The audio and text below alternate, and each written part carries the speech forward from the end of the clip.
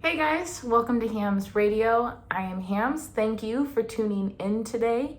If this is your first time on my channel is all about finding a life after trauma. I will be showing the good, the bad, and the ugly of my own healing journey in hopes that it will help you in yours. If that sounds like something that would add positivity to your life, I encourage you to hit the subscribe button down below. Turn on notifications so you don't miss out when I'm putting out new videos. I'm always going to mention my blog, hamsradio.com. Again, just another way for me to process what I'm doing if I'm unable or just don't want to make videos. Today I will be talking about something kind of cool that happened to me. It's been kind of a goal that I've had in the past that I've spoken about, so I'm going to talk about that. And at the end, well, this video is going to be about my travel anxiety, so kind of why I think I have it, where it stems from childhood-wise, or at least part that has contributed to it. And at the end, as always, kind of update on my travel, which, if I remember, will include this trip last weekend that I went to Rishikesh. That I went to Rishikesh with Isan, one of the guys from the hostel. So that is what I will be covering today. So let's get into my travel anxiety. And I know I look happy about it because something I really appreciate happened yesterday. So I was watching a video about spirituality, and when it comes to spirituality and trauma, been watching videos from Teal Swan, and she's a spiritual leader, but she talks a lot about healing and how to heal after trauma and psychology and stuff like that I find extremely helpful, and different perspectives and different ways of looking at things that I can apply to my life. And she said something interesting that made me sit down and really think. She said, there's no such thing as the fear of the unknown. At first I was like, what? Yeah, there is. I have a fear of the unknown. And she goes on to say, it's what you're projecting into the unknown that I am afraid of. So, and I sat with that for a little bit. I'm like, okay, that makes sense. So I wanted to figure out why I'm scared of the unknown, specifically when it comes to traveling. I have a lot of anxiety during travel because I'm never quite sure how everything's gonna go, or if I'm gonna make it on time, or just, and I have a lot of anxiety. So I sat down and I started to meditate on it. And this is the cool thing that happened. So I know if you've been on my channel a while, I smoke a lot of weed, and I talk about how the weed helps me open up my mind. I can take a look at situations and circumstances a lot better from different angles, different perspectives, and all of my filters, my programming, my conditioning, all the filters that I push everything through before I interpret through all these filters. All those filters kind of like dissolve. Not completely dissolved, but it's way easier to see through them. So, and I've mentioned how I want to get to the point where I can kind of sit and flip around a situation, be able to look at it from different perspectives and understand it on a deeper level without smoking weed. And that's what happened. Within 5 minutes, wasn't even 5 minutes of thinking about, okay, I have this fear of the unknown. If it's not actual fear of the unknown, if it's what I'm projecting into the unknown that I am scared of, because like I can only be scared of what I think the unknown is. So what fears am I projecting into the unknown that gets me so anxious while I'm traveling, or just in general, I guess. And it came to me that I feel the most in danger, I guess, when I don't know what's going to happen, when there's even if there's like a plan, but I still have to like go get a bus or go get a train or go get buy a plane ticket and make sure I'm there. There's still so much unknown, or like going to a different country and I'm anxious about going outside, finding food, talking to people. There's this fear of the unknown because I feel like I'm going to be in danger, or that I am in danger. And I've been acknowledging it and kind of pushing through anyways. But as I sat there, I realized that's what it was. And if I look back into my childhood, and I'm sure there's other reasons that contribute to this, but I do remember my biological father, Bud. So when we lived with him for like, I want to say like 10 months, he would take all five of us, all five of his daughters, he would take us down to Mexico for some reason. And I remember going multiple times. And as a 7-year-old, like I feel like that's kind of scary. I have no idea what we were doing down there. I have no memory of what we actually did. I just remember being on buses, being down in Mexico. He would take this wagon with us, and because my youngest sister, she was like two at the time, and I believe she like rode in the wagon, and my other sister as well, who would have been like 5. I believe both of them rode in the wagon. At least the baby did. So I do remember like locking up the wagon to like a fence while we went and did something. I don't know. And we took the bus down there. So I have no idea what was going on. But also, like even in the house, it was very hard to stay safe if I didn't know what was going on, if there was like if I didn't know what the plan was. So going down to Mexico, a lot of variables when it came to that. Like at age 7, I wouldn't know what was going on. There was a lot of fear of what the fuck is going on. Like, I don't know what's going on. We're in Mexico. What? Also, being in an unsafe home, I am the safest if I can kind of guess what's going on next. I can best protect myself in an unsafe home if I can be attuned to what is going on in my environment. If I don't know where I'm going, if I don't know what I am doing or how it's going to turn out, I cannot attune to my environment because it's unknown. I cannot attune to something I do not know. So fear of the unknown is this inability to judge my environment, to know how I need to act in order to remain safe. And if I'm doing all of this traveling and I don't know what the environment's going to be, and I can't, then my brain can't figure out what I need to do to be safe. So I think a lot of that anxiety when I'm traveling is just creates a lot of this shit. Like, I don't know how to protect myself. I do not know how to keep myself safe if I do not know the environment and I can't figure out what to do to keep you the safest.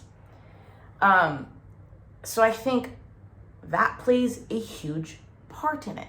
My hope And I know I've said this before. There's another video that I made, something about acknowledging your fears. Acknowledging your fears, acknowledging your anxiety, instead of pushing shit down. Instead of being like, oh, no, let's just push through this anxiety. Let's pretend it's not there. I'm just gonna act like there's no anxiety. Your insides are like, fuck no. Like, pay attention to me. Like, let's fucking fix this. So, and I know I've said this before, like, shame, anxiety, fear does not like being brought into the consciousness. It does not like being acknowledged. They thrive when you refuse to acknowledge them. So acknowledging this anxiety, this fear, this insecurity that I have moving forward, hopefully it helps kind of dissolve this anxiety that I have while traveling, especially when I have, well, not especially, like this happens every time I travel, when I cannot guarantee the environment.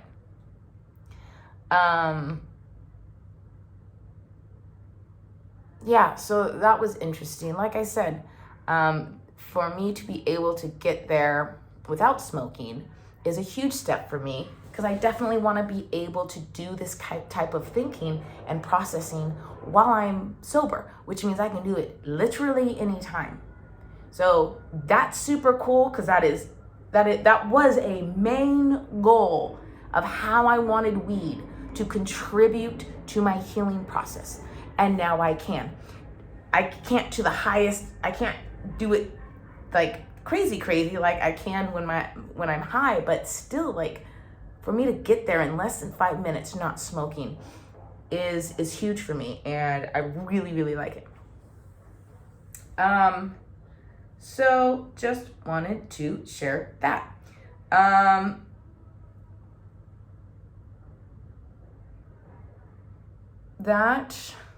Okay, so I think that's all I want to say for now on that.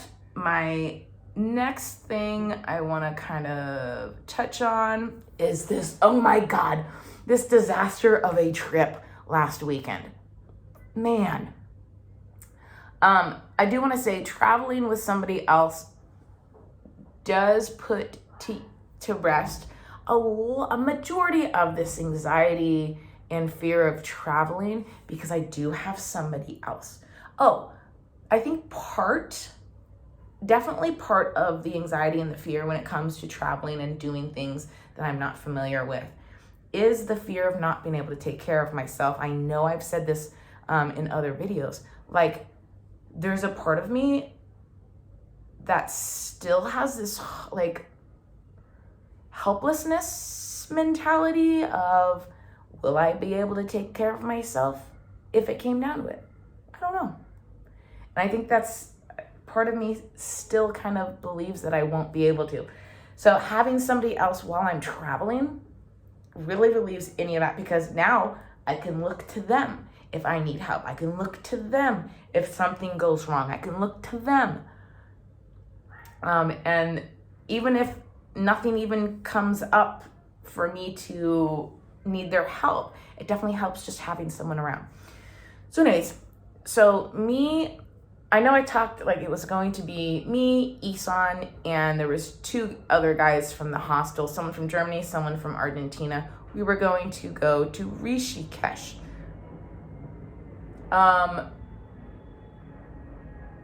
Me and Isan ended up just going by ourselves. The guy from Argentina ended up leaving early, and the guy from Germany ended up leaving late. So we took a sleeper bus, which literally is what it sounds. There's beds, so we got 2 beds, so we slept the entire night because we ended up leaving around 11:40. Oh my God.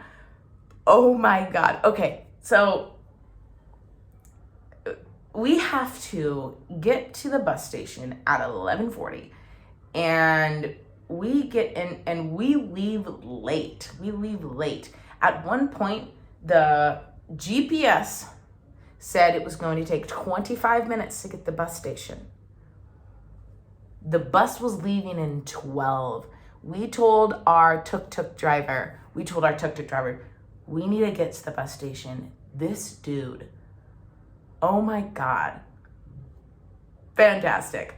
10 out of 10 stars. He driving like a maniac, breaking all the laws. Like, it was amazing. We were on this fucking tuk-tuk car chase to make it to the bus on time. It was amazing. Isan kept giving his phone to the tuk-tuk driver to call the driver of the bus, be like, hey, we have 2 people that want to be on this bus. We're going to be late. So they kept being in contact with each other, and the bus driver was like, hey, so meet us. Like had they left on time, because they ended up not leaving on time, we waited on the side of the highway or like a road somewhere in front of this what appeared to be like an abandoned building at night waiting for this bus, because the bus was gonna literally drive by, stop, we were gonna jump in and go. So, which was really fun. So that's exactly what happened. They met us in the middle of this road. I don't know, it looked like kind of like a service road. In the middle of the road, opened the door, we jumped in. Oh my God, we finally got in the bus. Cool. So we sleep throughout the night, get to where we were going, Rishikesh. No joke, they wake us up and they're like, all right, we're Rishikesh. And so we get out, it's literally, they are dumping us on the side of the highway. We were warned about this. From a girl from the hostel. But like, we still couldn't believe it. Cause now we have to cross the highway to get to the other side. And I'm watching a majority of the people like run across the highway with all their luggage and shit. It literally looked like we were a bunch of fucking illegal aliens trying to jump the border. And it was just very funny to me. So we have to cross this highway, not get hit by any of the vehicles driving by, go in a tuk-tuk, get to the hostel. We sleep for a couple of hours. And I am noticing I am not feeling well. I'm not feeling well at all. I'm feeling nauseous. I'm just having that body just not feel good. You know, when your like body kind of like just hurts, not anywhere particularly. It's just like, it's almost like your blood is hurting or your bones are just achy. And I ended up having food poisoning. So we had 2 full days in Rishikesh, and the first full day, I did nothing. I stayed in the hotel. I threw up. I had diarrhea. It was not fun. Poor Isan but he chose to just make sure I was okay. I kept telling him, please go do something fun, or this trip is going to be a fucking waste. He did not. He made sure I was eating, or at least had food around me. I did not want to eat even the rice. I was nibbling on it. He tried to take me upstairs just to get some fresh air. Wonderful idea, except my body rejected the whole thing. I got up there, and within a few minutes, I said, I need to go to the washroom now. So we go downstairs, 2 flights, and as I'm walking down the hall, I see a trash can in the middle of the hall, and I thought, maybe I should just throw up in there. I don't know if I'm gonna make it to the bathroom. I did not. I missed the toilet, threw up all over the wall. Isan went and like got me medication. He made sure I had water, made sure I had everything I could possibly need. It was just terrible and felt like shit the entire day. The next morning, I felt okay. So we went bungee jumping, which turns out was not the greatest idea. not that I threw up or anything while that, when it happened, but after we jumped and we were like hanging upside down, in my head, I was like, yeah, that wasn't a good idea. Like, I'm feeling these feelings of nausea come back.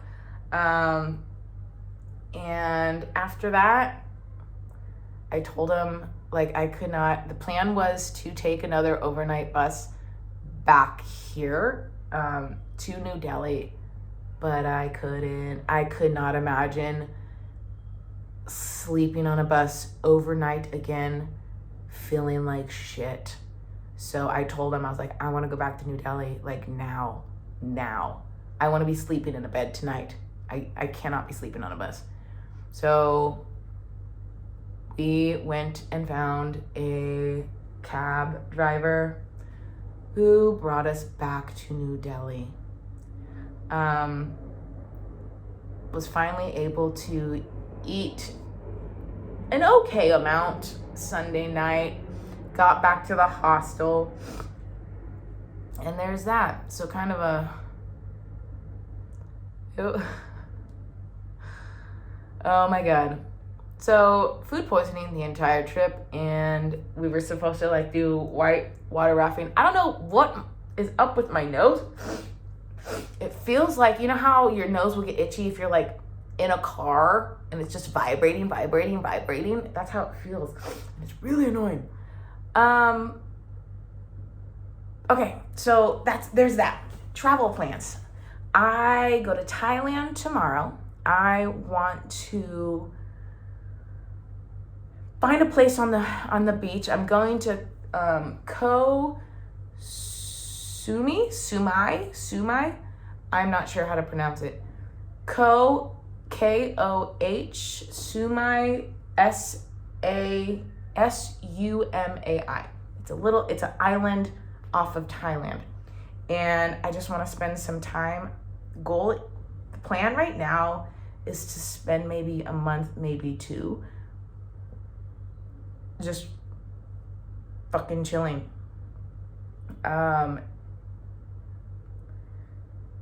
And there's a lot of scuba diving, so I'm gonna go scuba diving a lot while I'm there, and that's the plan. While I'm there, I wanna focus more on like meditation, being by myself, really reflecting on more of my past. Weed is legal there, so I will be smoking weed to help. And what was the other thing? Oh, focus on writing. Hopefully I'll be writing more when it comes to my blog. So that is the plan.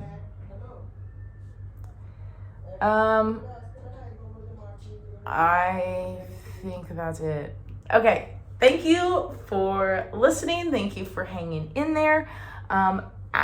If there's anything that you want to hear or you want me to talk about, leave a comment down below if you have a question, or you can email me, hamsradio@gmail.com, if it's a question that you don't want to put on a public forum. So if you want me to talk about anything or questions about anything I've spoken about, please feel free to reach out. Other than that, have a wonderful week, have a wonderful day, whatever day it is, and I will see you guys next time.